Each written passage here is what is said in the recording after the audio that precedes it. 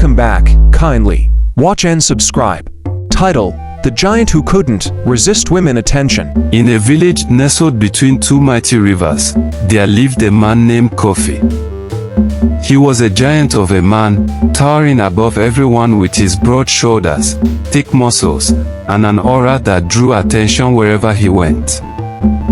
His deep voice and dazzling smile had an almost magical effect on the women in the village. The men admired Kofi for his strength and hard work, but the women adored him for much more. They whispered about him, dreamed of him, and competed for his attention. Yet, Kofi had one fatal flaw: he could not resist the attention of women. This weakness would lead him into the arms of many, unraveling the peaceful life of the village. Story of Kofi, the women he could not resist, and the consequences that followed. Adua, the bold maiden.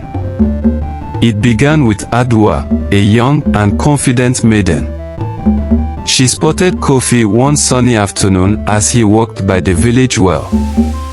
His muscles glistened in the sunlight, and she couldn't resist approaching him with a basket of yams. "Kofi," she said, feigning shyness, "these yams are so heavy. Could you help me carry them to my house?" Kofi chuckled and replied, "Adua, you know I can never say no to a request for help." He easily hoisted the basket onto his shoulder and followed her home. At her house, Adua brought him water, sitting close enough that their arms brushed. "You're so strong, Kofi. No wonder all the women in the village admire you." Kofi smiled, his voice low. "You flatter me, Adua. But I think you're the one who stands out in the village." Her cheeks flushed, and she leaned in, her intentions clear. Kofi hesitated briefly but soon gave in, letting the moment sweep him away. That day, he slept with Adua. Adua became the first of many. Oma, the lonely widow. Oma, a widow in her 40s, often watched Kofi from her window. She admired his strength and the way he carried himself. One day, she approached him as he walked near her home. "Kofi, could you help me with something?" she asked, her voice soft. "My roof is leaking, and I don't know who else to ask." "Of course, Oma," Kofi replied, lifting a ladder with ease. "I take care of it for you." After fixing her roof, Oma invited him inside. She had prepared a feast, and as he ate, she poured him a drink. "Kofi, you're such a blessing to this village.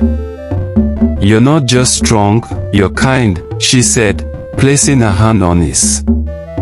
Kofi looked at her, his voice gentle. "Oma, you honor me with your words. I only wish to help where I can." But when Oma leaned in closer, Kofi felt a surge of sympathy and attraction. He couldn't resist her lonely vulnerability, and they spent the evening together and they had fun together. Esi, the farmer's daughter. Esi was playful and full of energy, often teasing Kofi whenever she saw him. One day, as he helped her father plow the fields, she challenged him.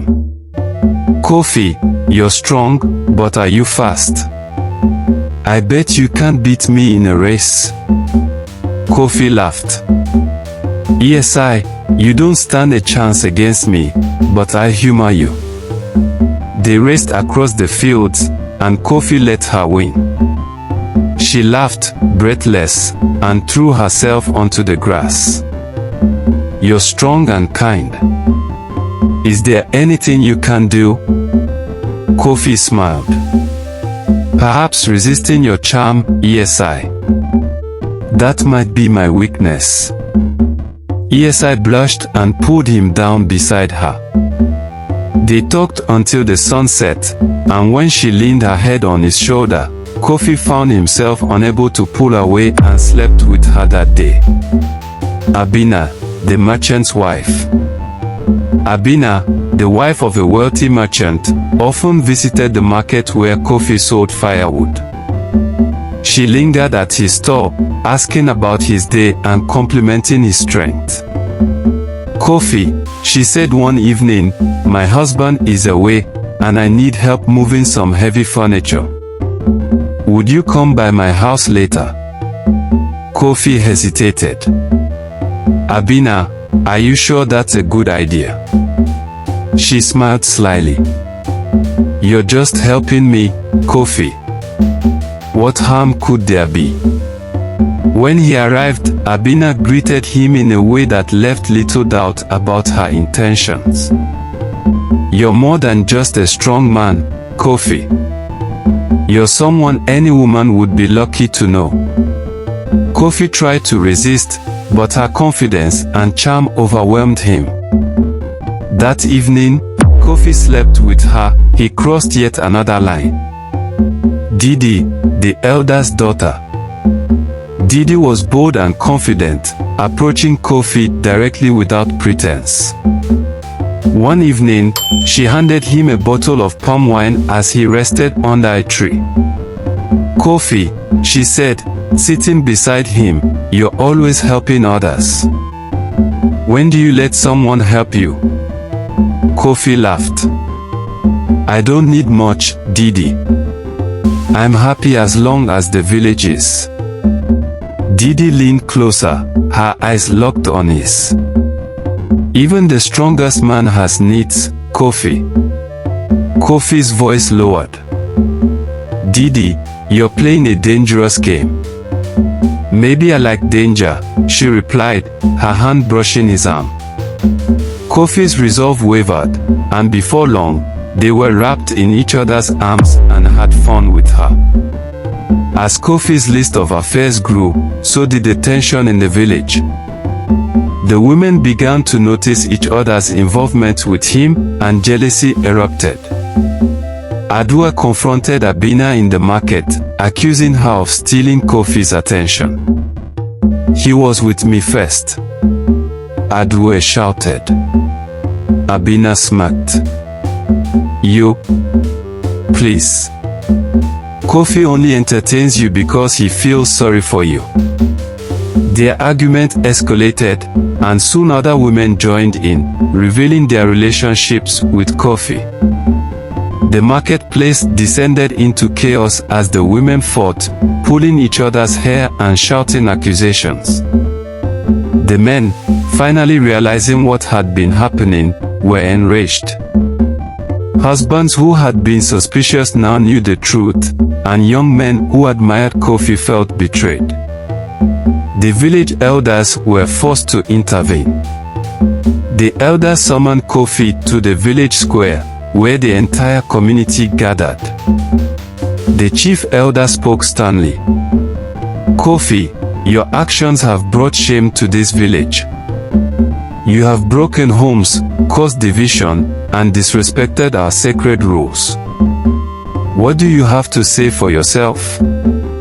Kofi, overwhelmed with guilt, bowed his head.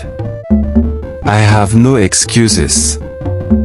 I have acted selfishly and hurt the people I care about.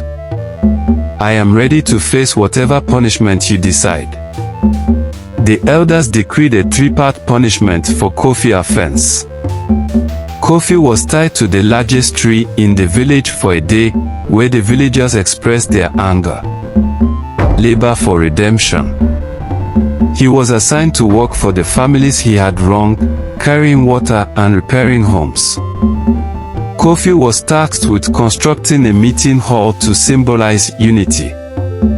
Kofi's journey to redemption was painful but transformative.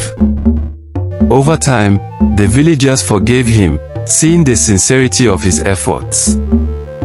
The meeting hall became a place of reconciliation, and Kofi's story became a cautionary tale for generations. Through humility and hard work, Kofi turned his life around, proving that even the deepest flaws can be overcome with determination and a desire to change. The end. Thanks for watching.